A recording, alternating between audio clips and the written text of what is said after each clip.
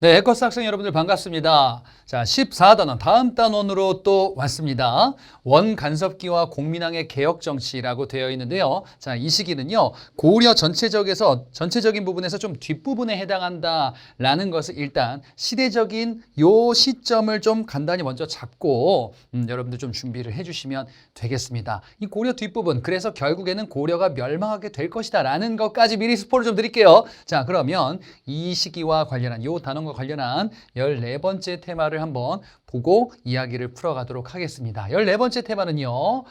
보기만 해도 가슴이 설레면서도 좀 애절한 느낌이 좀 들죠. 영원한 사랑. 여러분은 믿으시나요? 영원한 사랑이란 있나요? 없나요? 에이, 세상에 영원한 건 없습니다. 아니에요. 영원한 건 있죠. 진심이 통한다면요. T와 F에서 왔다 갔다 하고 있습니다. 제가. 네. 영원한 거는 있는지 없는지 모르겠으나 확실한 거는 우리가 누군가를 정말 사랑한다면 영원한 사랑은 있다라고 믿고 싶은 마음은 다 누구에게 존재하죠. 저는 어렸을 때 한 영화를 보면서 와, 정말 이런 사랑이라면 죽음도 각오할 수 있지 않을까라고 생각했던 영화가 있었어요. 영화 타이타닉이라는 영화가 있었는데요. 예. 여기 이제 막 배에서 이렇게 타가지고 이때 이런 거 막 유행했었던 것 같아. 예. 타이타닉이라는 큰 배에서 여기서 이제 사고가 났다라고 가정해서 이제 스토리를 풀어가면서 여기에 잭과 로즈가 진짜 죽음을 각오한 사랑을 하는 이런 애절한 스토리가 있었고 이거 볼만한 영화였었는데 이거 되게 고전 영화가 됐네요. 아무튼 자, 영원한 사랑을 꿈꾸는 남녀의 스토리들이 나와 있다. 역사에서도 한번 보도록 할게요. 글쎄요, 이건 뭐 실제는 아닌 것 같은데 소설로 각색된 우리나라 이야기가 있습니다. 자, 지금 보니까 한 젊은이가 뭔가 설레게 기다리고 있습니다. 그래서 얘기를 하고 말을 전하고 있어요. 한번 뵙자 하시는데요. 이거 뭘까요? 춘향전이에요. 춘향전. 춘향이와 몽룡이의 이런 러브 스토리.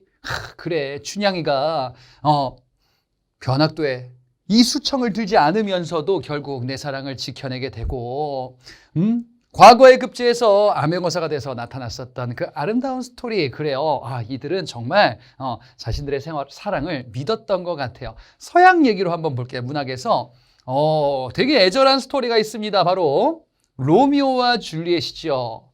서로 적대적인 집안에 바로 그 아들과 딸이었었던 로미오와 줄리엣. 결국 이들은요, 자신들의 사랑을 지키기 위해서 죽음을 택하게 된다. 그래요. 정말 애절한 사랑의 대명사. 죽음도 우리를 갈라놓을 수 없어요. 이렇게 이들은 믿고 있지 않았을까요? 그래. 참. 애절하면서 이런 마음은 참 지키고 싶죠. 한 해 한 해 나이를 먹어갈수록 내 안에 순수성이 조금씩 퇴색되는 게 좀 안타깝기도 하고 이걸 좀 지켜나가기도 싶고 이런 생각들 많이 들기도 합니다. 한국사에도 있습니다. 한국사의 로미오와 줄리엣, 바로 공민왕과 노국공주 또는 노국대장공주라고도 하는 이 사람들입니다. 진짜 로미오와 줄리엣이요. 왜냐하면요, 적국 출신. 고려의 왕이고요. 고려가 이 나라를 공격할 건데 원나라, 원나라 출신의 황족의 딸이에요. 둘이 부부입니다. 그러면서 서로를 믿고 의지하고, 그리고 공민왕은 정말 노국공주를 정말 사랑했던 것 같아요. 정말 기록을 보면은 눈물이 앞을 가려요. 얼마나 끔찍히 사랑했던지. 노국공주가 죽은 다음에 공민왕은 사실상 폐인이 돼요.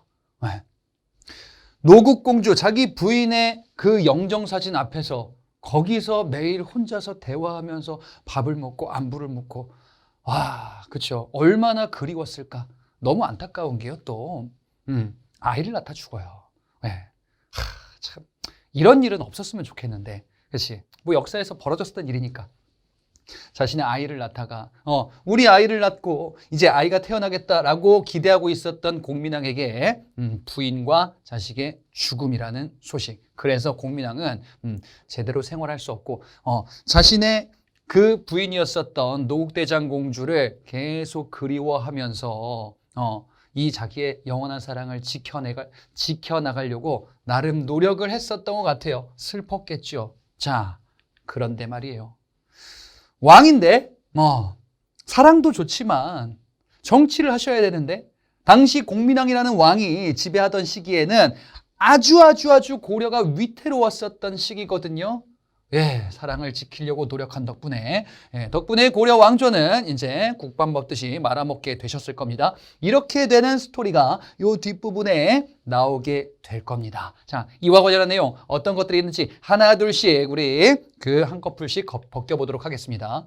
자, 지금 우리가 먼저 소개하려는 이 시기, 원간섭기라고 불리는 시기는요, 몽골 항쟁이 끝난 다음이에요. 자, 앞에 단원에서 봤었던 내용을 한번 볼게요. 대외 침입과 관련해서 우리가 뭘 봤었냐면요, 고려를 침입했었던 고려 초반부에 거란이 있었고, 그리고 여진이 있었고요, 그리고 몽골이 있었고, 그리고 고려 마지막에 홍건적과 외구의 침입이 있었다, 이렇게 봤었어요. 그 중에서 몽골 침입, 자, 몽골 침입 이 과정에 당시 집권 세력은 무신이었었어요. 이 무신들이 몽골 항쟁을 쭉 이어갔었는데 최후 집권 시기부터 쭉 이어갔었죠. 자, 그런데 이 몽골의 침입과 항쟁 과정에서 결국 고려는 점점점 피폐해지고, 그리고 고려 정부는 안 되겠다, 굴복해야겠다. 그래서 몽골이 세운 원나라와 협상해서 개경으로 돌아갔죠. 물론 삼별초는 끝까지 항쟁을 이어가고자 했으나 결국에는 개경으로 환도하면서 우리는 원나라의 간섭을 받는 이런 시기로 넘어가게 된다라고 볼 수가 있단 말이죠. 자, 요 스토리 간단히만 말씀드릴게요. 여기서 조금만 보충을 하는 거예요. 당시 고려 조정, 당시 고려 왕의 아들이었었던 태자가 사신 자격으로 몽골에 가요. 몽골에 가가지고 이제 협상을 하는 거야. 우리가 얘기하려고 하는 거는 이제 당신들의 요구를 들어줄 테니 군사를 물려달라, 이거예요. 예, 이렇게 된 거야. 그런데 이때 당시 몽골의 황제의 아들 둘이 싸움을 하고 있었어요. 우리가 둘 중에 하나를 택해야 돼. 아니, 누가 왕위를 계승할지 모르겠어. 그래서 고심 끝에 한 명을 택합니다. 가요. 이 사람이 왕이 되지 않을까? 이 사람이 왕이 안 되면 다른 왕자가 우리를 괴롭힐 수도 있잖아요. 너 나를 무시했어? 이럴 수도 있잖아. 고민 끝에 한 왕자를 택해서 갑니다. 너무 좋아하는 거야. 이 고구려의 후예라고 했었던 이 고려인들, 네가 나를 찾아왔구나 해서 들어주겠다, 이거. 우리 돈독하게 지내자. 그래서 고려가 제안을 하기도 해. 뭐라고 하냐? 그러면 우리 사돈관계 맺읍시다.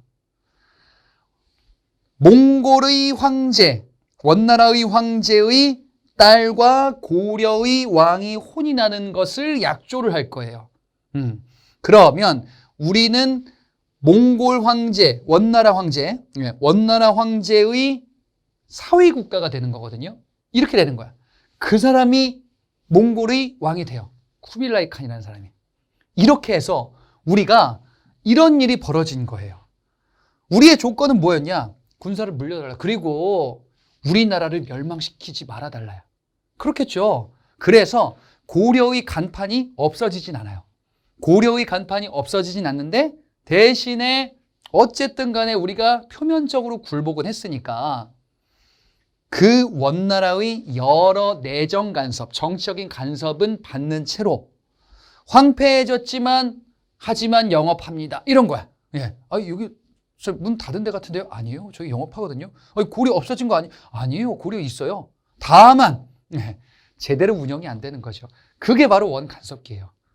나라는 있는데 없는 것 같은 이런 시기가 당분간 이어지고 원나라의 지배를 받는 것 같지만 우리의 나라가 있기는 하는, 자주적인 국가는 아니지만 국가가 있기는 하는 이런 간섭기 시기가 당분간 지속이 된다.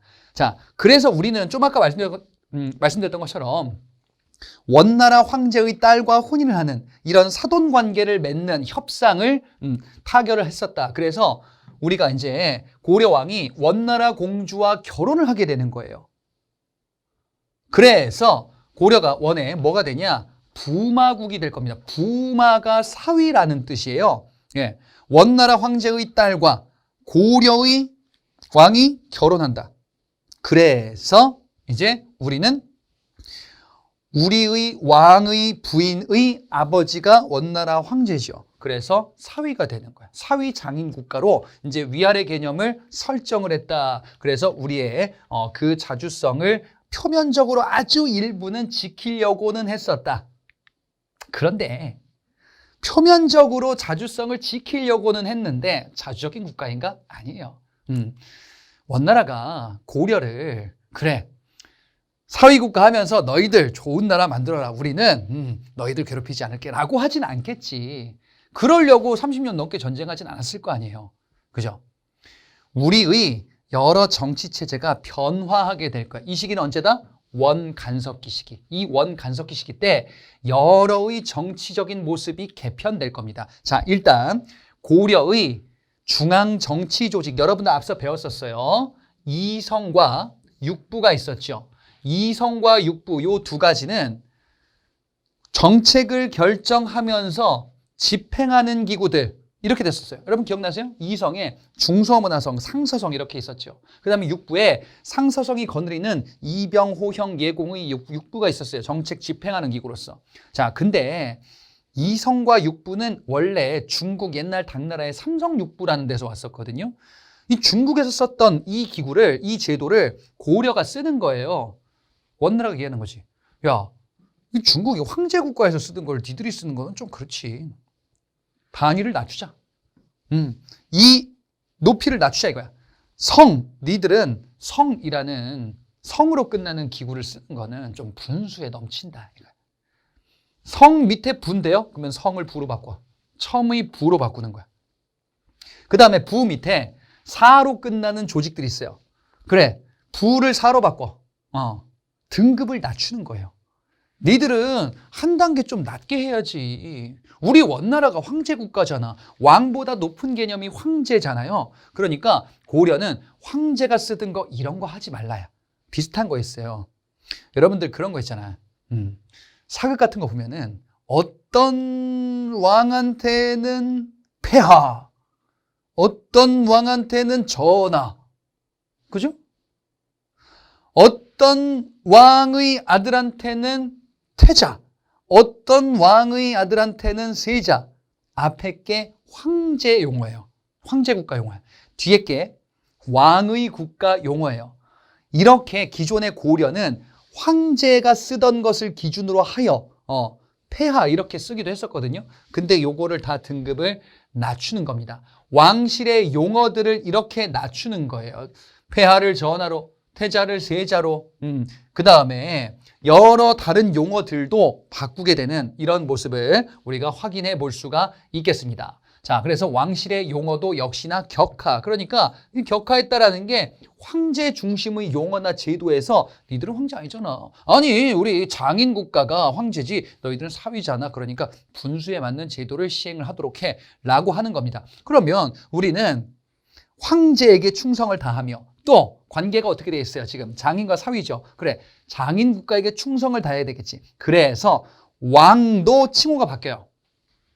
원래 조나 종으로 끝나는 게 황제 국가가 쓰는 게 원칙이긴 하거든요. 그래서 앞서의 왕들이 다 뭐 태조, 광종, 성종, 숙종, 예종, 인종, 명종, 신종, 희종 막 이런 왕들, 원종, 고종 막 이런 왕들 나오거든요. 다 조, 종, 거의 종이죠. 예, 이게 황제의 왕에게 그 붙여주는 이제 칭호다라고 볼 수 있는데 이걸 바꿔요. 그냥 왕으로 해라, 니들은. 무슨 왕 이렇게. 근데 충성해야지. 그래서 충자를 써요. 충땡왕 이렇게 당분간 갈 거야. 어디에 충성해야 돼? 원나라에 충성해야지. 고려 너희들은 간판은 떼진 않을게. 대신에 우리 원나라의 속국처럼 있어. 충렬왕, 충선왕, 충목왕 이런 왕들, 충자 돌린 왕들이 이렇게 왕의 이름에다 이제 붙이게 될 겁니다. 그래서 이런 표현이 나오는 게 바로 원간섭기식이다라는 걸 볼 수 있어요. 자, 이 원나라는요, 고려를 사실상 굴복시키고 그 다음 목표가 있었어요. 자, 이 몽골 제국이 이제 새로운 이름을 갖게 된 게 원나라인데, 이 몽골 제국이 엄청난 영토를 최전성기에 누렸었던 국가예요. 동쪽으로는 여한반도 일대까지, 그 다음에 서쪽으로는 유럽까지 정복을 해요. 예, 거의 당대 알려진 대부분의 지역들을 정벌 하거든요. 이게 몽골이에요. 어마무시하죠. 그죠? 지금 몽골인들이 봤을 때, 아, 그때가 좋았지라고 하지 않을까? 예, 그 몽골이 마지막에 정벌하고 싶었던 지역이 있어요. 거기가 어디냐? 바다 건너 일본이에요. 바다 건너 일본을 정벌하고 싶었어요. 그래서 동쪽의 일본을 정벌하려고 만든 기구, 이게 정동행성이라는 기구예요. 고려가 원나라에 지금 굴복했죠. 그래서 고려는 원나라의 요구에 응할 수밖에 없어요. 원나라가 얘기하는 거야. 야, 고려야, 너희들 병력 좀 모아봐. 가서 일본 좀 치자. 근데 말이야, 형이 배를 잘 몰라. 몽골은 내륙 국가예요. 육지 국가야. 바다 수군이 없어요. 그래서 우리가 앞서 강화도 천도를 했었던 거야. 강화도에 있으면은 섬이니까 쉽사리 들어오지 못하는 거지. 그래, 일본을 치겠다. 그래서 고려와 연합을 하고 고려에게 사실상 지시를 내린 거죠. 그러면서 기구를 만든 거예요. 이게 정동행성이에요. 자, 일본 원정을 떠납니다. 그런데 문제가 생깁니다. 무슨 문제냐? 태풍이 불었어요. 엄청난 태풍이 분 거예요. 첫 번째, 두 번째의 일본 원정은 모두 실패로 끝나요. 사실상 성과 없이 끝난 거야. 이 정동행성도 그렇다면 없어져야죠. 일본 원정을 위해 준비했었는데 결국 목적 달성하지 못했잖아요. 없어져야 하는데 계속 남아있는 겁니다. 자, 이 정동행성이 설치가 되었는데 이후에도 존재하는 거야. 그럼 어떤 기구, 이 기구가 어떤 기능을 합니까? 정동행성은 원나라가 고려에게 잔소리하려고 계속 남겨둘 거야. 정동행성이라는 기구에서 고려한테 지시를 내리는 거예요. 정책 이건 하지 마. 이렇게 해. 우리 원나라 황제께서 이렇게 명하셨어. 전달하고 지시하고. 내정 간섭 기구로 자리를 잡을 겁니다. 이게 바로 정동행성이에요. 이것만 있는 게 아닙니다. 원나라에서 고려에게 지시를 내리고 감시하는, 얘들이 다른 마음을 품지 않나? 혹시라도 이상한 정책을 하지 않나? 우리 원나라에 위협이 될 만한 거는 사전에 없애야겠다. 감찰관을 파견하니 이게 바로 다루가치입니다. 다루가치, 장사치, 이런 치자 들어보셨죠? 이게 원나라에서 유래된 어원의 말이에요. 다루가치라는 감찰관을 파견한다. 그리고 이런 거 말고도 막 군대도 두지 않을까요? 고려가 혹시라도 딴 마음 품지 못하게끔 만호부라는 이런 군사 조직도 두고요. 그 다음에 감시하는 기관들을 또 만들기도 해요. 그리고 이 원나라가 우리의 영토 일부를 빼앗아요. 여기는 좀 가져가야겠다. 거기가 어디냐? 화주, 여긴 천령 이북이라고 하는데 북한 쪽에, 동해안 쪽에 있는 그런 지역이에요. 요 지역의 쌍성 총관부, 평양 지역도 빼앗아요. 서경 지역, 동령부. 제주도 일대 탐라 총관부를 설치해서 빼앗습니다. 제주도 일대는요, 앞서 삼별초항쟁이 최종 진압된 데죠. 삼별초항쟁을 진압하고 제주도를 봤더니 여기 경치도 좋고 말도 이거 많이 잘하고, 제주도에 말이 많잖아요. 그래서 이 영토를 뺏어요.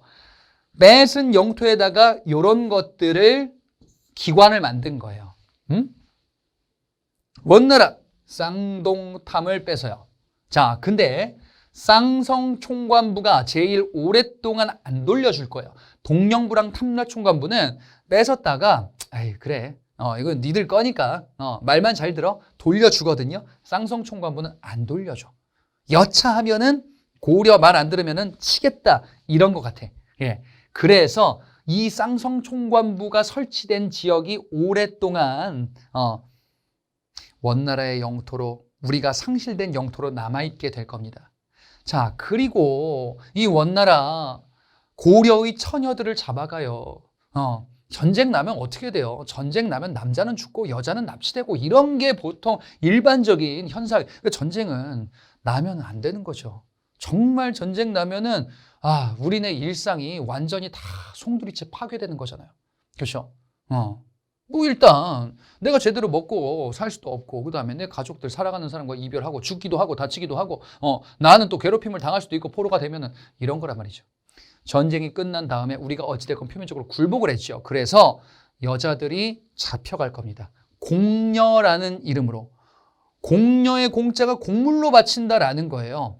우리가 말을 듣는 조건으로 이제 뭔가를 바치는 거예요. 뭐 여자를 바치는 거예요. 그 기관이 결혼도감이라는 기구예요. 결혼도감이라는 기관을 통해서 여자들을, 처녀들을 몽골에다 바치는 거야. 아니, 안 바치면 안 됩니까? 안 바치면 우리 또 뭐 공격하겠죠. 그렇지? 그래서 공녀로 징발되는 겁니다. 강제로 끌려가는 거예요. 그리고 이 유목민족들이 여러 가지 이제 그 취미가 있는데 이 몽골족 얘들이 이런 게 있어요. 자신들의 부를 과시하기 위한 수단이 있어요. 생각해 보시면 이런 거 있잖아. 내가 돈 좀 많은 거 과시하고 싶어. 그러면 뭐 이제 뭐 명품 이런 거 있잖아요. 뭐 외제차 이런 거 있잖아. 그렇지? 그런 거 하면은 나 뭐 요즘에 좀 잘 나가라고 이제 뭐 과시하는 것들 있잖아요. 이 유목민족들은 뭘 과시하냐? 매를 과시해요. 매. 예. 내가 가지고 있는 매가 와 완전 극희귀템. 너 이런 매 봤어? 독수리 비슷한 거 있잖아, 매. 이 매를 이제 어떡하냐? 자신의 애완매처럼 이제 가지고 다니는 게 이제 자기의 부를 과시하는 건데 희귀템일수록 가치가 높아. 원나라가 고려를 굴복시키고 나서 소문이 나는 거예요. 고려의 매가 희귀템이다. 그렇겠죠? 그래서 명을 내려. 고려야, 니들 매 좀 잡아와. 매년 좀 갖다 바쳐. 응방이에요, 이게. 예. 매를 갖다 바치면 되는 건 뭐 어렵지 않지 않습니까? 자, 여러분, 매를 잡아야 되는데, 산채로 잡아야 돼. 그렇잖아요. 매를 죽여서 사냥해서 잡을 수 없잖아. 어마어마하게 힘든 일인 거예요. 이런 수탈들이 계속 이어질 수밖에 없는 시기가 원간섭기인 거죠. 정치는 정치대로 간섭을 받고요. 그 다음에 우리는 인적, 물적 자원을 수탈당하는 이런 현상들이 나오게 된다. 자, 당시 충자 왕들 시기가 나오는 걸 보니까 원간섭기죠. 충렬왕, 충선왕, 네, 아버지와 아들인데요. 이런 왕들이 등장을 하는 시기입니다. 자, 이 시기 때에도 원의 간섭을 받지만 우리가 뭔가 고려를 제대로 운영은 해야 될 것 같은데 라는 생각들은 일부는 있었겠죠. 그래. 이런 기관들을 만들어서 뭔가를 해결해야 되지 않을까? 그 뭔가가 뭐냐? 토지와 노비 문제를 해결해야 되지 않을까? 무슨 말인지. 자, 지배층이 어떻게 바뀌는지를 다시 한번 말씀드려 볼게요. 고려의 지배층이 앞서 문벌 귀족이었었어요. 문벌 귀족. 그랬다가 이 문벌 귀족들이 정변을 맞죠. 무신정변으로. 무신집권기로 바뀌었었어요. 그리고 이 시기 때, 무신집권기 때 몽골의 침입이 있었죠. 근데 지금 원간섭기는 몽골 침입이 끝난 이후예요. 그러면 무신집권 계속 이어집니까? 아니에요. 무신집권의 기반이 강화도에 있었는데 강화도에서 이제 고려 정부가 나갔잖아. 그럼 다 무너진 거야. 그러면 새롭게 지배 세력으로 등장한 이들이 누구냐? 바로 원나라에 잘 빌붙으면 성공할 수 있는 시대, 거기서 기회를 잡은 사람들이에요. 조금 극단적인 사례를 하나 보여드릴게요. 원나라 사람들이 고려에 많이 오겠죠. 뭐 간섭하려고. 근데 원나라와 우리가 말이 잘 통하지 않잖아. 그러면 뭐야? 옆에서 저기 이렇게 하라는데요. 말 좀 하는 애들이 있어요. 또는 원나라 애들 옆에서 이제 시중 들고서 심부름 해주는 애들이 있어요. 걔네들이 엄청나게 성장하는 거야. 이른바 친원파들이 성장해요. 친원파를 비롯한 당시의 권력을 많이 누렸었던 이런 사람들, 세력들을 권력을 가지고 있는 세력가라고 하여 권문세족이다 라고 이야기를 합니다. 권문세족이 바로 원간섭기 요 시기의 지배층이에요. 주로 원나라와 친밀하면서 빌붙어 있는 이런 세력들이 중심이 되겠죠. 그렇지? 그리고 당시의 이런 권력을 가지고 있는 권세가들. 자, 그런데 시기가 시기인 만큼 원나라의 힘을 등에 업고 떵떵거리는 이런 권문세족들. 정치를 잘 운영했을까요? 이 사례를 한번 생각해 보세요. 우리가 원나라에 간섭받던 친원파. 그러면 일제강점기 때는 친일파가 있겠죠. 친일파는 우리 조선 사람들을 위해서 좋은 일을 하려고 했을까? 아니잖아. 응? 자신의 권력을 늘리기 위해서 온갖 더러운 일을 마다하지 않았겠죠. 이때도 마찬가지. 이 권문세족은 그래, 이 시기 때 내가 권력을 점점 늘려야겠다. 그래서 이들이 뭘 하냐? 백성들의 토지를 빼앗아요. 백성들이 가지고 있는 농민들의 토지를 빼앗는 거예요. 농민들의 토지를 빼앗는다. 빼앗아도 됩니까? 안 되지 원래. 근데 그런 식으로 자신의 권력을 악용을 하는 거예요. 농민들이 토지를 뺏겨요. 그리고 농민들의 신분도 뺏겨요. 뭐냐? 노비로 전락하는 거예요. 농민들이 노비로 팔려가는 거예요. 누군가의 재산으로 팔려가는 거예요. 조금 구체적인 거는 뭐 이런 건데요. 권문세족들 떵떵거리고 있는 권세가 돼요. 근데 농민들은 기본적으로 먹고 살기 빠듯해요. 흉년이라도 한번 들면은 굶어 죽는 거야. 그래서 이 권문세족이 어떻게 하냐? 당시 지배층들이 이렇게 하는 거예요. 그래, 곡식 빌려줄게. 나중에 갚어.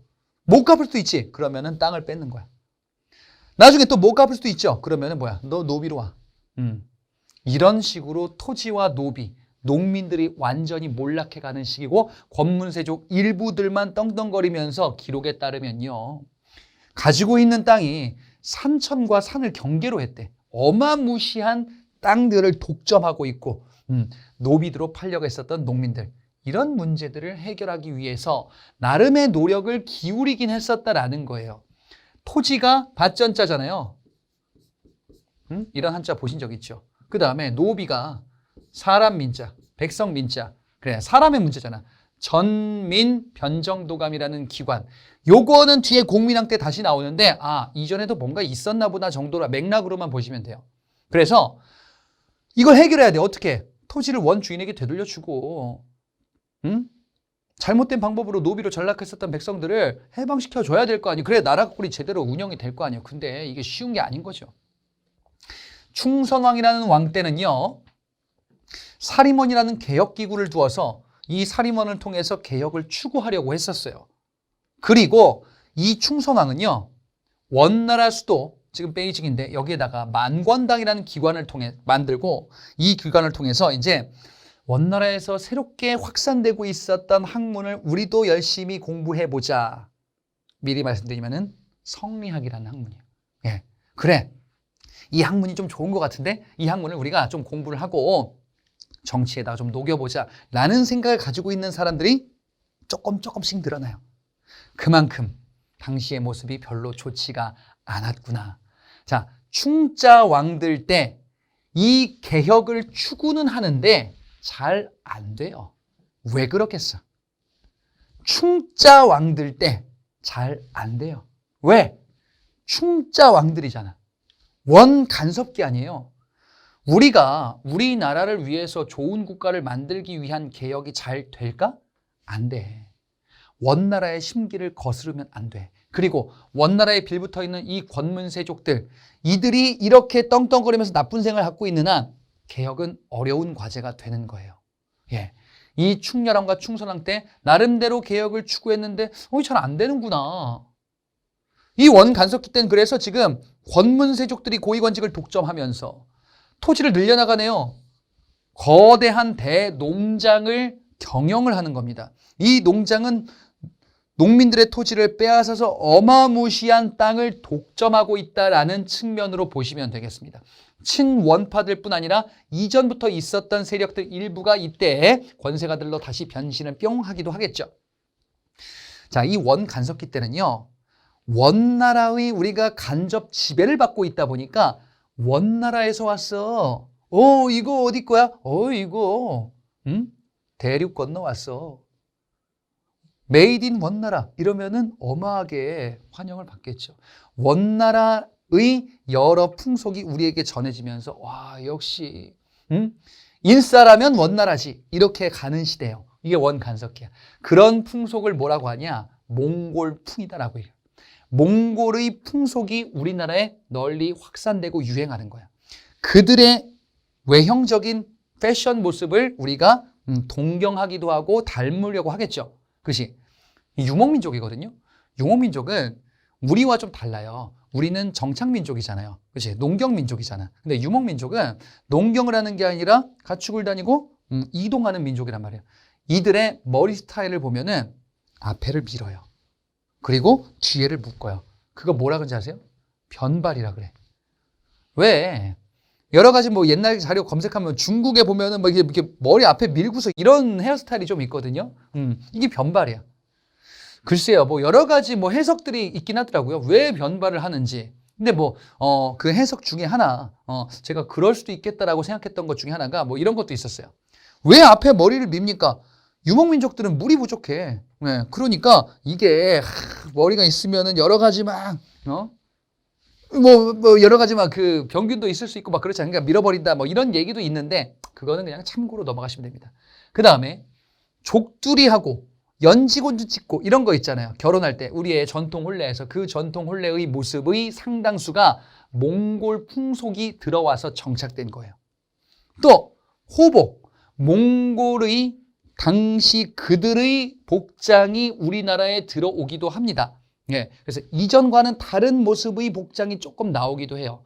그리고 요것도 여러 가지 해석이 있는데 설렁탕 같은 것도 이때 들어왔다라고 이야기하는 것도 있어요. 그 다음에 술 중에서 소주 있죠, 소주. 증류주. 그러니까 막걸리 같은 곡물주 말고 증류주 있어요. 맑은 술. 그렇지? 우리의 전통 소주라고 알려진 것들은 원래는 저기 이슬람 쪽에서 만들어지고 개발된 게 증류주 기법인데 이게 몽골을 통해서 우리나라 이때 들어온 거야. 네. 그러니까 몽골에서 들어왔었던 풍속이나 이런 게 상당히 많이 확산되고 정착되는 시기이기도 합니다. 그리고 이 시기 때부터 일찍 결혼하는 풍속이 자리를 잡아요. 이른바 조혼이다라고 이야기를 해요. 조혼, 조가 일찍이란 뜻이거든요. 아침조, 일찍 결혼한다. 조혼이 성행해요. 왜? 앞서 뭐라 그랬어요? 처녀들을 잡아간다며. 처녀들을 잡아가니까 안 되겠다. 어린 나이인데도 결혼을 해버리는 거야, 그냥. 안 잡혀가려고. 정말 눈물겹다. 그죠? 이게 원간섭기 때 있었던 풍속의 변화, 사회의 모습이라고 볼 수 있습니다. 그리고 요거 중요하게 볼 거 있다가 성리학 들어올 겁니다. 그 다음에 새로운 역법인 수시력. 역법은 뭐냐면요. 달력이에요. 새로운 달력. 원나라에서 들어온다. 걔들이 과학이 좀 발달했었던 겁니다. 화약 제조법은 앞서 봤었죠. 이거 기억나세요? 최무선. 화약, 화포. 그래서 진포대첩에서 활약했다라고 봤었죠. 그래, 이게 원나라를 통해서 들어온 거야. 그러니까 우리가 원에 간접적인 지배를 받긴 한데 뭐 나름대로 좋은 것도 당연히 있겠죠. 문화가 이제 교류되니까. 그렇지? 이런 식이다라고 볼 수 있어. 근데 확실한 것은요. 정치적으로는 상당히 문란하게 이 권문세족들이 정치 경제적인 권력을 독점하면서 여러 문란한 정치 운영이 이어지고 있었구나. 이 모습을 시정하고 싶죠. 나라를 제대로 만들고 싶어. 그 다음에 원나라의 간접적인 지배받는 이런 모습을 좀 바꿨으면 좋겠어. 이때 등장하는 왕이 공민왕입니다. 자, 이 공민왕은 원나라의 반기를 드는 우리의 자주성을 회복하는 이런 정책을 추진해 나가기 시작할 건데 그게 가능한 배경이 하나 있어요. 뭐냐? 원나라와 명나라로 바뀌어가는 시기예요. 중국의 원나라 세력이 약화되고요. 새로운 국가가 등장하면서 중국 대륙에서 원과 명나라가 이제 세력 경쟁을 할 때요. 명나라는 세력이 커지고 원나라 세력이 약화되는 시점이에요. 자, 그런데 우리가 원나라의 간섭을 받고 있다 그랬죠. 원나라의 힘이 약해지면 약해질수록 우리가 원나라의 간섭에서 벗어날 수 있는 가능성과 그 모습은 점점 더 늘어나겠네. 그런 시기, 이걸 우리가 원명교체기다라고 이야기를 해요. 원나라에서 명나라로 바뀌는 시기예요. 이렇게 바뀌는 원명교체기 때의 왕이 공민왕입니다. 자, 이 공민왕은요, 마찬가지로 부마국이라 그랬죠. 우리가 공민왕은 아직 원나라가 우리를 간섭하는 시기에서 왕위의 즉위예요. 그래서 이제 벗어나기 시작하거든요. 그러면 공민왕도 역시나 원나라 황실의 딸과 혼인하겠죠. 그렇게 혼인했었던 인물이 바로 노국대장공주예요. 줄여서 노국공주라고 하는. 그래. 어쩔 수 없이 혼이 난 거긴 한데 근데 정말 둘이 아끼고 사랑했던 거예요. 그게 처음에 나왔었던 영원한 사랑이었던 거예요. 그래. 공민왕이 이런 개혁을 추진할 수 있었던 배경 중에 하나가 공민왕을 지지하는 이런 세력이 등장하거든. 요 신진사대부는 좀 이따 말씀드릴게요. 근데 숨어있는 얘기가 하나가 바로 노국대장공주예요. 여러분 봐봐.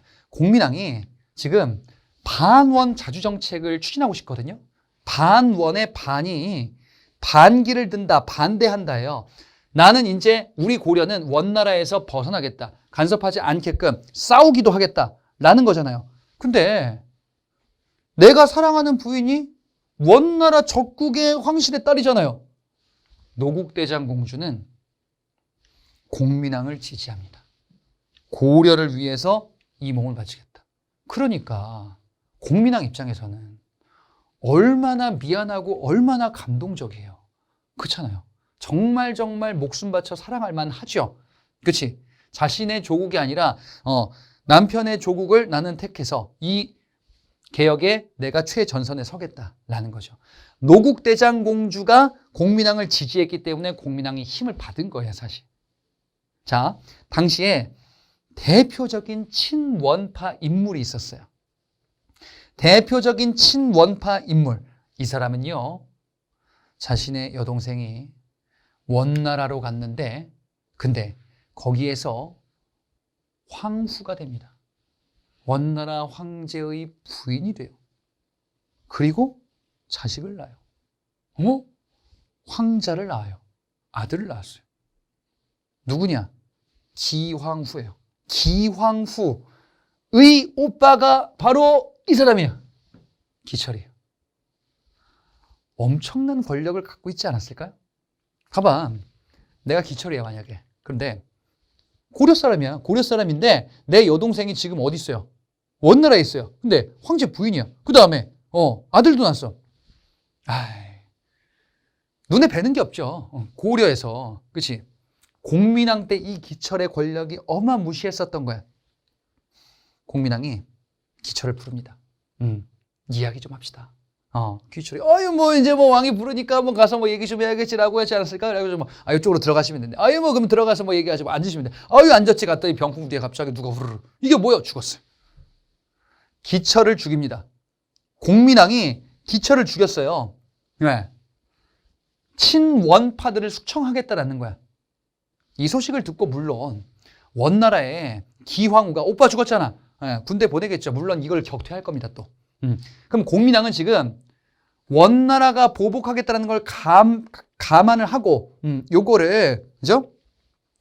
시행을 하고 있는 거야. 이른바 반원 자주 정책이다라고 볼 수 있어요. 원나라 반기를 들으면서 자주국가를 회복하겠다라는 겁니다. 그리고 정동행성 앞서 봤었죠. 내정 간섭기구. 정동행성의 핵심 기구가 정동행성 이문소인데 요걸 혁파할 거야. 사실상 정동행성을 무력화시키는 거예요. 그러면 뭐야? 원나라 관계 끊겠다. 원나라 간섭 없애겠다. 고려를 자주적인 국가로 제대로 만들겠다. 그 옆에 누가 있어요? 노국대장공주 부인이 있는 거야. 너무너무 의지가 되겠죠. 든든하겠죠. 그러면서 원나라와 관련된 거 다 털어내는 겁니다. 옛날로 다시 돌아가는 거야. 고려의 자주적인 국가로 돌아가는 거야. 또 여기 원나라가 뺏어서 돌려주지 않았던 우리의 영토, 쌍성총관부 설치된 곳, 이 지역은 어떻게 하겠어요? 군대 끌고 가서 정벌 합니다. 쌍성총관부 지역을 공격해요. 그래서 영토를 우리가 회복을 합니다.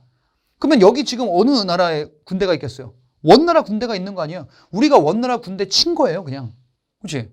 그럼 원나라 군대 또 오겠죠? 그럼 뭐야? 싸워야죠. 저 사람 누군데 저렇게 잘 써? 이성계가 등장하기 시작할 거야, 이제. 네. 이런 모습들이 나오게 됩니다. 그 다음에 몽골의 풍속, 변발, 왕도 변발을 하고 있었어요. 공민왕이 이게 싫은 거야. 그래서 야, 변발하지 마. 몽골풍 하지 마. 몽골풍 하면 이제 처벌이야. 다 금지할 겁니다. 그 옆에 누가 있어? 노국대장공주 있어요. 노국대장공주는 왕을 위해서 뭔가 계속 지원하고 있어. 미안하고 감동스럽고 고맙고 목숨 바쳐야겠다. 이랬겠죠. 자, 이 공민왕의 반원 정책은 노국대장공주의 전적인 후원이 있어서 가능한 것도 있었어요. 그런데 노국대장 공주가 그만 아이를 낳다 죽어요. 왜? 공민왕은 절망으로 바뀌어요. 이렇게 해서 공민왕이 정치의 손을 완전히 놔버려요. 정치고 뭐고 왕이고 뭐고 나의 부인 죽어서도 만날 수 있으면 좋으련만 이 생각만 매번 하고 있어요. 뭔가 열심히 하다가 갑자기 왕의 의지가 확 꺾인 거예요. 자, 일단 요걸 한번 볼게요. 쌍성 총관부 일대가 여기입니다.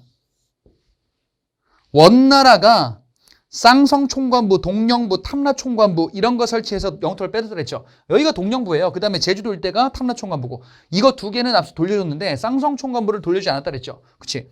그래서 공민왕 때 여기를 공격해서 회복을 한 거예요. 그리고 영토를 더 늘려요. 원나라가 힘이 많이 약해졌기 때문에. 그래, 이런 게 반원 자주정치고 영토도 늘렸네요. 공민왕 때. 그렇구나. 자, 공민왕 때 개혁을 하는데 노국대장군 죽었네요. 근데 그래도 뭔가 다시 일어나서 할 수 있는 배경이 하나 생길 거예요. 그 얘기는 조금 이따 드릴게요. 자, 공민왕 때 개혁 정책은 반원 자주 정책입니다. 기본적으로. 자주국가를 회복하자. 한편으로는 그 중심에 왕이 있어야겠다. 왕권 강화 정책이요. 왕권을 강화시키자. 자, 아직도 있었던 게 있습니다. 그게 뭐냐? 정방이 있어요. 정방이 뭡니까? 이거 앞서 본 것 같은 느낌적인 느낌? 어디서 봤죠? 저 앞에 최우 때 인사 담당 기관에서 정방을 만들었다라고 왔었거든요. 정방. 그 정방이 아직도 있었어요.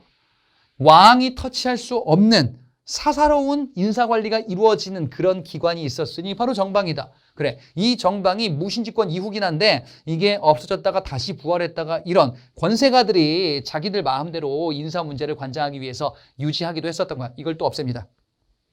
자, 이 공민왕이 노국대장 공주가 죽었는데 다시 정치에 관심을 가질 수 있었던 배경이 되는 사건이 하나 있었다 그랬죠. 누구냐?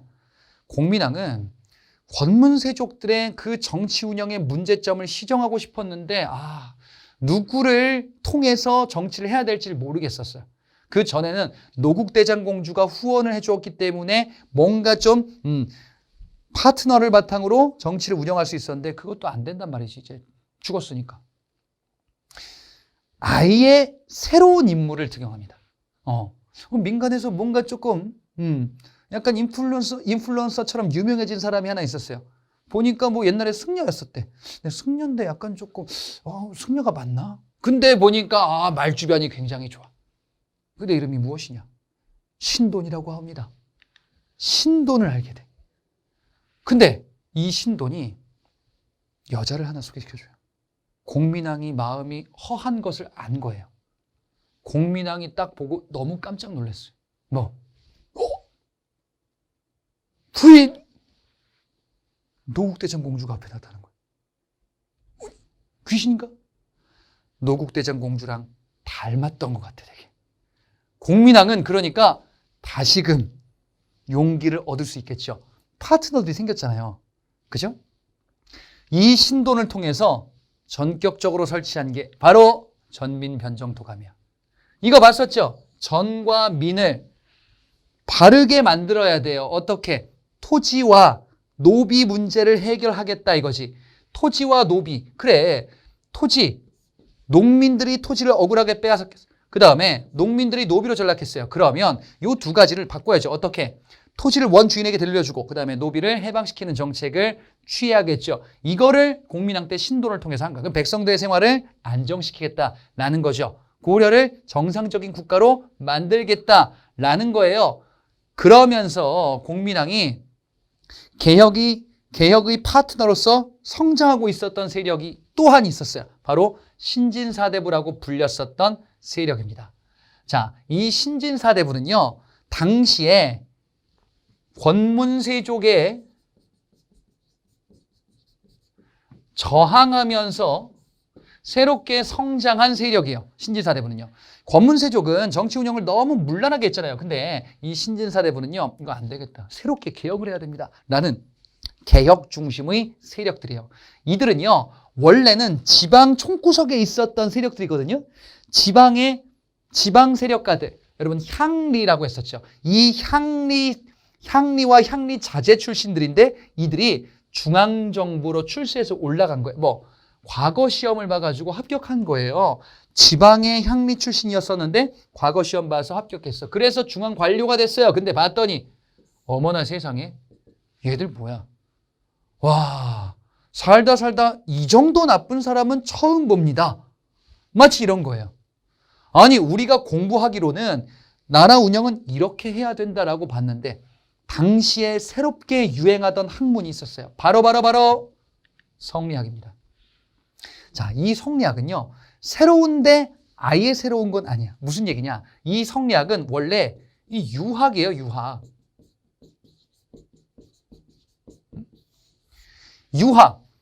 공자와 맹자, 중국의 옛날 공자 맹자의 사상을 이제 정치 운영에서 어떻게, 가정에서는 어떻게, 이런 사상이 유학, 유교였잖아요.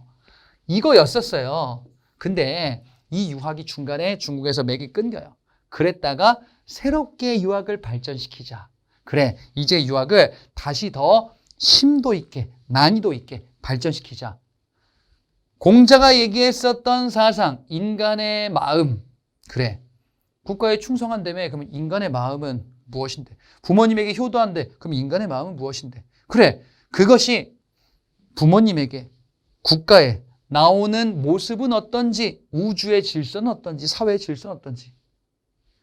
인간의 심성과 우주의 원리, 즉 도덕이라는 것은 마음에서 어떻게 본질이 무엇인지, 그 다음에 이것이 인간관계와 세상 만물과 우주에서는 어떻게 적용되는지, 우주의 원리. 뭔가 너무 거창한데요? 그래. 유학의 공자가 얘기했던 유학을 좀 더 발전시키면서 정말 좋은 도덕적 국가를 만들자라는 그런 학문이에요. 이게 성리학이에요. 이 성리학은 이전 중국의 주희라는 사람, 주자라고도 해요. 이 사람이 만든 건데 원나라를 통해서 들어온 거야. 성리학에 심취했었던 세력이 신진사대부예요. 그리고 개혁이 필요하다. 근데 공민왕이 개혁을 했죠. 그래서 공민왕 개혁의 파트너로 이제 막 조금씩 아장아장 성장하고 있었던 세력이 신진사대부야. 공민왕은 원나라에 독립해야 돼. 그 다음에 원나라에 빌붙었었던 권문세족들을 약화시켜야 돼요. 친원파를 척결해야 돼. 이런 정책의 파트너가 돼가고 있는 거죠. 이 신진사대부, 그래서 이 신진사대부가 하나 둘씩 성장하게 되는데 신진사대부들은 이제 이런 생각을 하게 돼요. 고려를 개혁해야 되겠다. 고려가 너무 썩었다 지금. 권문세족이 문제를 많이 일으키고 있다. 그래, 우리 고려를 잘 유지하면서 잘못된 것들을 하나하나 개혁하자. 그들이 온건파 사대부들이에요. 대표적인 인물이 정몽주입니다. 그 다음에 정몽주의 스승 이색이 있어요. 이색이란 인물이 공민왕 때 많이 성장했었던 성리학자거든요. 이색의 제자 정몽주도 그래, 이 고려를 잘 개혁을 해야 된다라는 생각을 하고 있었어요. 그런데 이색의 또 다른 제자이자 정몽주의 친구였었던 정도전은 조금 더 과감한 생각을 갖게 돼요. 고려가 보통 썩은 게 아니다. 이 정도전은 당시 모함을 받아가지고 유배를 한번 갔었거든요. 백성들의 삶이 어렵다라는 건 알고는 있었는데 이 정도일 줄이야. 너무 충격을 받은 거예요. 야, 내가 진짜 너무 편하게 살았구나. 이렇게 힘들 줄이야. 정말 백성들은 힘듭니다가 아니라 죽느냐 사느냐 이 문제구나라는 것을 정도전이 알게 된 거예요. 고려를 안 된다. 아예 다 새 판을 짜야 된다. 고려를 대체할 새로운 국가를 만들어야 된다. 혁명이 필요하다라는 혁명파 사대부, 신진사대부예요. 급진파다라고도 이야기를 해요. 아예 새 왕조 개창이 필요하다.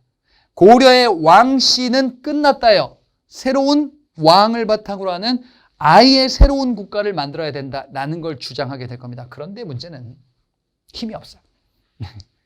뭘 할래도 힘이 있어야죠. 그지? 제가 예를 들어서 대한민국 아예 새롭게 만들겠습니다. 나라 이름도 바꾸겠습니다. 가능할까요? 일단 정신이 돼야죠. 그치? 그리고 유명해져야죠. 그런 건 아니잖아. 그럴지도 몰라요. 힘이 필요하단 말이지. 그 힘을 찾게 됩니다. 바로 어디서 찾냐? 이들이요. 최영과 이성계. 그래. 공민왕 때 누가 침입하냐? 홍건적이 침입해요. 왜구의 침입은 그 다음 왕 우왕이라는 왕 때예요. 예. 지금 고려 막바지거든요. 공민왕의 개혁을 쭉 추진했는데 공민왕의 개혁은 결국에는 실패해요. 신진사대부가 그만큼 힘은 없었다는 거야. 공민왕의 개혁을 뒷받침하는 세력이 신진사대부라 했잖아. 신진사대부가 아직은 아장아장 거릴 때요. 신진사대부는 권문세족의 불만이 너무너무 많은데 근데 아직 힘이 부족해. 힘을 어디서 찾지? 이들이 엄청난 힘을 갖고 있는 거예요. 최영과 이성계. 대외 침입이 있을 때 이들을 물리쳤잖아요. 그죠? 그리고 고려의 영웅으로 떠올랐었던 투탑, 최영과 이성계. 이들을 뭐라고 하냐? 바로 군부 세력인데 신흥 무인 세력이다라고 해요. 장군들이에요. 군 지휘관들이 고려에서 거의 왕족만큼 그 이상만큼 힘을 키워간 거야. 자, 그런데 이 둘 중에서 이때 공민왕 다음 왕 때 우왕 때 가장 힘이 셌던 사람은 둘 중에서 최영이 좀 더 셌었어요. 이 최영이 당시에 남아있는 권문세족 일파들을 제거하는 데 주도적 역할을 하거든요. 이인임이라는 사람이에요. 그래서 우왕 때는 최영과 이성계 중에서는 최영이 조금 더 우위에 있었어요. 그랬구나.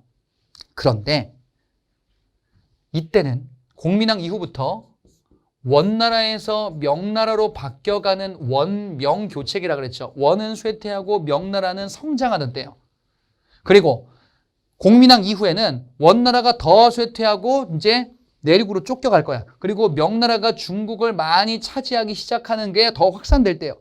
이때 명나라가 고려에게 요청을 해. 어이 고려야, 나 새롭게 중국의 주인이 돼가는 명나라야. 너 나를 잘 섬겨야 될 것 같아. 예, 안녕하세요. 근데요.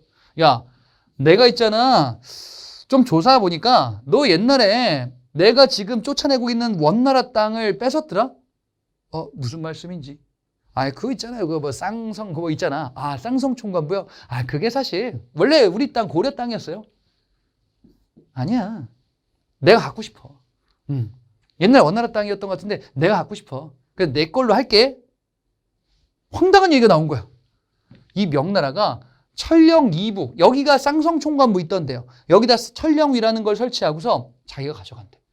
아니 원래 우리 땅이었던 거를 원나라가 뺏어갔던 걸 우리가 다시 되찾은 거잖아요. 근데 이걸 다시 내놓으라고 하는 거야. 이쯤 되니까 이거 명나라 안 되겠네. 여론이 안 좋아지는 거야.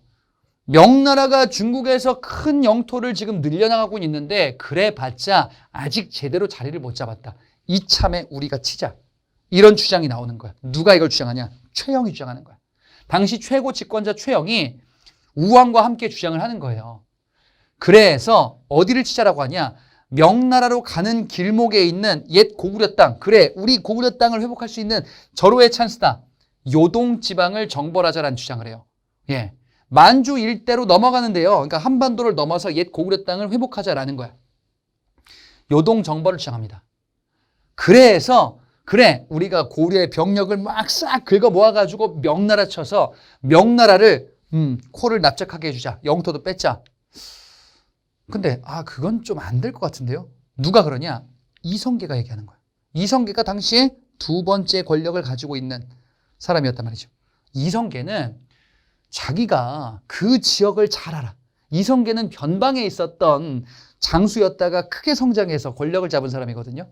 그 지역은 지금 전쟁 안 된대. 그리고 우리가 지금 작은 나라고 얘들이 좀 덩치가 큰데 작은 나라가 큰 나라 치는 거는 위험하대. 그리고 이렇게 병력 다 끌고 가는데 저 밑에서 왜구들 오면 어떡하냐. 그리고 이성계, 여러분 앞서 제가 말씀드렸죠. 명사수라고. 장마 때는 이게 활이 이게 녹슬어야 잘 안 돼. 못 쓴다 이거야. 이런저런 이유를 얘기해요. 이게 사불가론이에요. 4가지 이유를 들어서 이성계가 안 된다고 합니다. 이거 하면은 우리가 이길 수가 없다. 근데 최영이 듣더니 내가 명을 내렸는데 가. 네가 가라 이성계. 이성계는 명을 거역할 수가 없어요. 그래서 이성계가 명을 받들어서 요동 정벌을 갑니다. 그러다가 이성계가 마음을 바꾼 거야. 안 되겠다. 이 고려를 구해야 된다. 이거 하다가는 우리 잘못하다가 망한다. 그리고 내가 병력을 지금 다 갖고 있고 나를 충성하는 이런 부하들 많다 이거지. 그래서 돌아갑니다. 어디로? 개경으로 돌아가요. 돌아가서 우왕을 폐위시키고 최영을 제거합니다. 오, 이성계가 역사에 남을 쿠데타를 일으킨 거예요. 위화도 회군이에요, 이게. 그래서 이성계는 결국 왕도 갈아치웠네요. 그 다음에 최고 권력자 최영도 제거했네요. 그리고 누구랑 손을 잡을 거냐? 바로 정도전과 손을 잡을 겁니다. 정도전은 힘이 필요했어요. 이성계 최고 권력자로 자리를 이제 막 잡고 있어요. 그래, 이성계의 뜻이 나와 같다면 새롭게 고려를 새 판을 짤 수 있겠다. 새로운 국가로 뒤집을 수 있겠다라는 것을 구체화시킬 겁니다. 그 결과물이 바로 조선의 건국이 될 거예요. 그 얘기는 조선시대 가서 조금 더 상세하게 나오겠죠. 자, 이게 바로 고려의 마지막 부분이다. 우리가 지금 봤었던 게 원간섭기부터 이 고려의 멸망 요 직전까지 얘기가 고려의 뒷부분이죠. 그리고 대외 침략과 관련해서 성장한 이성계, 그리고 국내 정치의 문란에서 이제 대한 세력으로 등장한 신진사대부. 신진사대부와 신흥 무인 세력 이성계, 신진사대부와 이들이 연합하면서 결국 고려에 대해서 개혁을 추구하는 방향을 전개해 나갔구나라는 걸 알 수가 있죠. 자, 이론은 여기까지 하고요. 문제 풀이로 넘어가 보도록 하겠습니다. 자, 14단원 원간섭기와 공민왕 개혁정책 고려의 뒷부분이었습니다. 이와 관련한 문제들 풀어보도록 하겠습니다. 1번입니다. 다음 상황이 나타난 시기에 볼 수 있는 모습으로 적절한 것을 골라보자. 어느 시기인지 파악해야 되는데요. 기철이 나왔습니다. 기철, 이 기철은요, 공민왕 때 제거됐었던 대표적인 친원파였었고 이 여동생이 기황후였었습니다. 그래, 그러면 이 시기가 언제다라고 볼 수 있냐? 공민왕 시기다라는 걸 알 수 있었어요. 그리고 정도행성 이문소라는 표현도 나오죠. 공민왕 때 이거 폐지한다라는 거 봤었어요. 그래서 이 시기는 원간섭기 그리고 뒷부분에 있는 공민왕 시기다라는 것을 파악할 수가 있겠구나. 보겠습니다.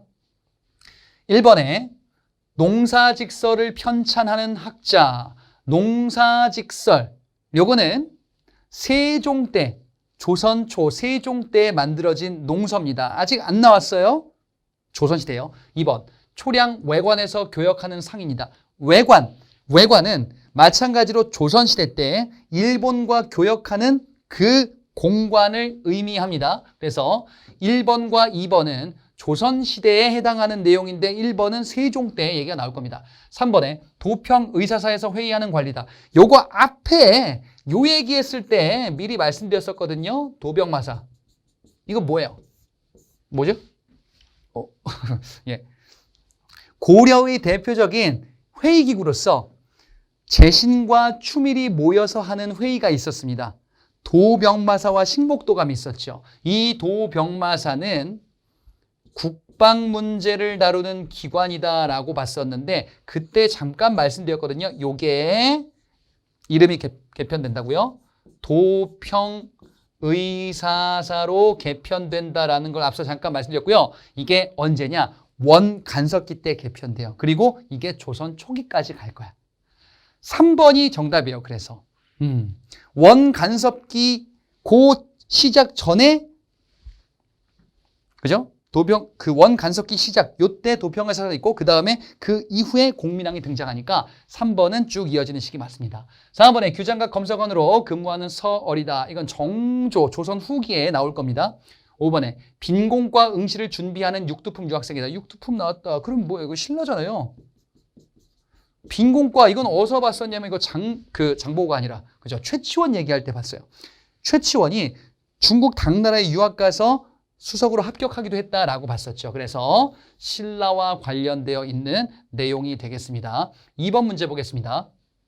다음 상황 나타난 시기 사회 모습으로 옳은 것을 골라보자. 제국대장공주라고 나왔는데요. 자, 이 제국대장공주는 누구냐? 충렬왕이라는 왕이 있었죠. 그 다음에 충선왕이라고 있었어요. 여러분 고려가 원나라 황실의 딸과 혼인해서 사돈관계를 맺고 그리고 사위국가가 된다, 부마국이 된다 그랬죠. 그 최초의 사례가 충렬왕과 제국대장 공주의 혼인이에요. 최초의 혼혈왕이에요. 충선왕이라는 왕이. 이게 원간섭기 때 있었던 거거든요. 그죠? 그래서 지금 이런 얘기가 나오는 걸 보니까 뭐라고 볼 수 있냐? 그래. 충자 왕들 등장하는 원간섭기다 라는 것을 파악할 수가 있겠습니다. 자, 그러면 원간섭기에 해당하는 내용으로 옳은 것을 골라보자. 1번. 원종과 애노가 사벌주에서 봉기하였다. 원종과 애노의 난 신라 말이죠. 진성여왕 시기 때 이런 난이 있었다라는 거 봤었습니다. 이거 말고 무슨 붉은바지도적 적고적의 난 이런 것도 있었지. 2번. 대각국사 의천이 해동천 태종 아직 안 배웠어요. 문화편에 나올 겁니다. 고려 중기 문벌귀족 시기에 해당할 거예요. 3번. 지배층 중심으로 변발과 호복 뭐라고 하죠? 몽골풍이다라고 이야기를 하죠. 변발과 호복. 원간섭기구나. 맞죠? 4번. 기근에 대비하기 위해 구황철요가 간행되었다. 요것도 뒤에서 나오는 내용인데 조선 중기 명종 때 편찬된 농서 중에 하나입니다. 5번에 국난 극복을 기원하며 초조대장경이 조판되었다. 초조대장경 문화편에 나올 건데 요거는 거란 침입 대비하기 위해서 만들었었던 대장경이고요. 몽골 침입 대비하게 만들었던 건 팔만대장경이죠. 그죠? 그리고 요 원간섭기는 몽골 침입 끝난 이후니까 팔만대장경으로 한다 하더라도 오답이죠. 어쨌든 답은 3번이 되겠습니다. 3번 문제. 이곳에는 왕과 그의 왕비인 노국대장공주의 영정이 봉안되어 있습니다. 노국대장공주 그리고 이 왕은 기철 등의 친원 세력을 숙청하고 정동행성 이문소를 폐지했어요. 그래서 이 왕이 누구다라고 할 수 있습니까? 공민왕이다. 공민왕의 부인이고요. 그 다음에 기철 제거 그리고 정동행성 이문소 폐지 반원 정책. 그래 공민왕의 정책 골라보자. 1번에 만권당을 두어서 원의 학자들과 교유하였다. 만권당. 충선왕이라는 왕. 이 왕이 원나라 수도에다가 두어서 학문을 교류하는 기관으로 활용했다 그랬죠. 2번 신돈 전민변정도감. 이게 정답. 3번은요. 쌍기의 건이 받아들여서 과거제 실시. 광종 고려 초기. 4번에 정계와 계백 요소. 이분 말이 많았던 분인데요. 관리에게 당부. 유언으로 훈요 10조. 태조 왕건이죠. 5번에 최승로의 시무 28조 받아들여 통치제를 정비하였다. 고려 초에 성종이 되겠죠. 답은 2번이 되겠습니다. 마지막 문제 4번. 가인물의 활동으로 옳은 것을 골라보자. 누구일까요? 1380년이면은 14세기인데요. 전라도 황산에서 왜구를 물리쳤습니다. 그렇구나. 그리고요. 요거 뒤에 얘기는 제가 명사수 얘기할 때 잠깐 말씀드렸는데 이성계가 엄청난 명사수란 말이에요. 당시 왜구의 적장에 싸움 잘하는 아지발도라는 사람이 있었거든요. 이 아지발도가 이성계랑 싸우는 전장터에서 온몸을 갑으로 얼굴까지 쏠 데가 없는 거야. 맞출 데가 없는 거야. 그래서 이성계가 어떻게 한 거냐. 투구꾼을 맞추면 되겠다. 투구꾼을 내가 맞춰서 이걸 풀어버릴 테니까 이게 벗겨지면은 얼굴을 쏘시오. 잘못 들었습니다. 어디를 맞추신다고요? 저기 제 투구꾼을 내가 맞추겠다고. 가능할까요? 실제로 쏴서 맞췄어요. 그 얘기예요. 자, 여기서 우리가 수험적으로는 요거 보면 돼요. 최영과 이성계가 활약했다 그랬죠. 최영은 홍산대첩에서 활약하고요. 이성계는 황산대첩에서 활약합니다. 황산대첩이 전라도 쪽이에요. 홍산은 저기 이제 충청도 부여 쪽입니다. 아무튼 여기서는 그래서 이성계다라는 것을 파악하시면 되겠습니다. 이성계에 대해서 옳은 것을 골라보자. 1번 북방의 사군과 욕진. 요거는 세종 때에 등장할 겁니다. 2번 의종 보기를 도모하면서 군사를 일으켰다. 의종? 이거는 무신정변 얘기하고 이제 무신정변과 관련해서 무신들의 권력을 잡자 무신이 싫어요 해서 나왔었던 난이 하나 있었거든요. 김보당의 난, 조이총의 난 이런 거 있었죠. 무신정변 초기에 있었던 난입니다. 3번에 위화도에서 회군하여 정권을 장악하였다. 위화도 회군. 이성계. 정답이죠. 4번 여진을 정벌하는 동북구성을 축조하였다. 이거 봤죠? 윤관. 별무반 여진 정벌. 5번에 좌우별초 신의군 삼별초 언제 처음 만들어졌죠? 최우 때 무신정변 때 무신정권 때 최우가 만든 군사 조직이었습니다. 자, 이렇게 해서 3번으로 답을 골라볼 수가 있겠습니다. 여러분 잘 정리해 주시고요. 저는 다음 강에서 뵙도록 하겠습니다. 마치겠습니다.